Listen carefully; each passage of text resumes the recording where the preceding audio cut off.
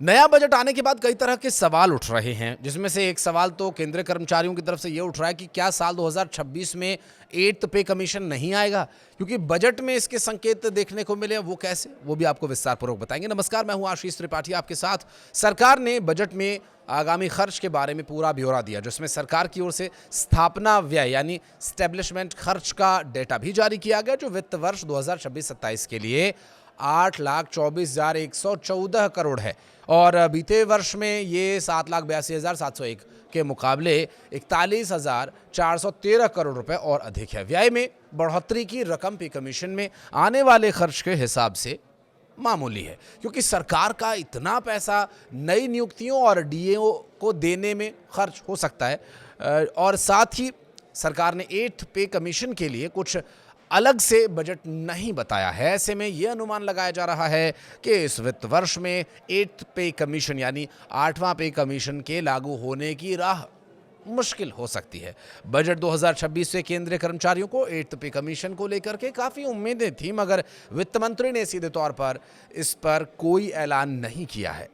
Report ये कह रही है कि इसी साल इसे लागू किया जाएगा, लेकिन बजट 2026 में व्यय को लेकर ऐसा कोई डेटा सामने आया ही नहीं। अनुमान ये लगाया जा रहा है कि हो सकता है कि 8th पे कमीशन इस साल भी लटक जाए। दरअसल सरकार ने बजट में आगामी खर्च के बारे में पूरा ब्यौरा दिया, जिसमें सरकार की ओर से स्थापना व्यय यानी स्टैब्लिशमेंट खर्च का भी डेटा जारी किया गया, जो कि वित्त वर्ष 2026-27 के लिए 8,24,114 करोड़ रुपए है। तो वहीं बीते वर्ष के मुकाबले जो 7,82,701 के मुकाबले 41,413 करोड़ रुपए और अधिक है और व्यय में बढ़ोतरी की रकम पे कमीशन में आने वाले खर्चों के हिसाब से कुछ है भी नहीं। बहुत मामूली सी रकम ये कही जा सकती है, क्योंकि सरकार का जो इतना पैसा नई नियुक्तियों पर खर्च हो रहा है और 8th पे कमीशन के लिए बजट में कुछ बताया भी नहीं गया, तो ये सारा जो विषय है यहाँ पर सवाल खड़े कर रहा है इसी वजह से। और दरअसल अधिकारियों को साल 2026 के शुरुआत का इंतज़ार काफ़ी लंबे समय से था, क्योंकि जब से इस बारे में चर्चा शुरू हुई और करीब 1,19,00,000 केंद्रीय कर्मचारियों को 8th पे कमीशन लागू हो जाने की उम्मीद थी कि आयोग उनकी सैलरी बढ़ाएगा और सभी ये जानना चाह रहे थे कि बढ़ी हुई सैलरी का मैसेज आखिर कब आएगा। महंगाई बढ़ने के कारण फिटमेंट फैक्टर में सुधार की मांग भी तेज़ हो गई, लेकिन हकीकत यह है कि सैलरी बढ़ने में अभी वक्त लग सकता है।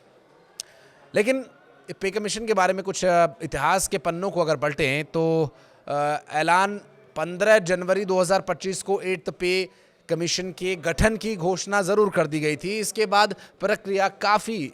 धीमी रही और करीब 10 महीने बाद 28 अक्टूबर 2025 को इसका आधिकारिक गजट नोटिफिकेशन जारी किया गया और इस नोटिफिकेशन में साफ साफ लिखा है कि आयोग को अपनी रिपोर्ट देने के लिए 18 महीने का समय दिया जाएगा और अगर अक्टूबर 2025 से 18 महीने जोड़े जाएं तो आयोग की रिपोर्ट जुलाई 2027 तक आने की संभावना बनती है। अब रिपोर्ट आने के बाद सरकार को उस पर फैसला लेने और लागू करने में भी कुछ समय लगेगा, इसलिए सैलरी बढ़ोतरी का वास्तविक लाभ 2027 के मध्य या 2028 की शुरुआत से ही मिलने की उम्मीद यहाँ पर दिख रही है, क्योंकि बजट में भी सरकार ने कुछ ही ऐसे ही संकेत दिए, क्योंकि अगर इस बार व्यय नहीं बढ़ाया गया तो हो सकता है कि 8वें वेतन आयोग के बजट 2027 में इसका कुछ ऐलान हो सके। आप अगर इस बारे में कुछ कहना चाहते हैं तो कमेंट सेक्शन में आइएगा, बताइएगा आपकी क्या राय है।